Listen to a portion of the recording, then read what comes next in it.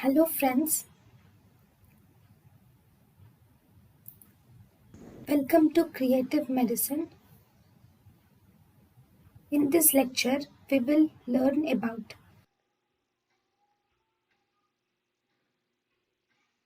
Confirmation of position of endotracheal tube. Endotracheal tube can be confirmed with the help of the missed chest expansion, compliance of the ventilation bag, auscultation. Capnography is the surest sign for confirmation of position of endotracheal tube.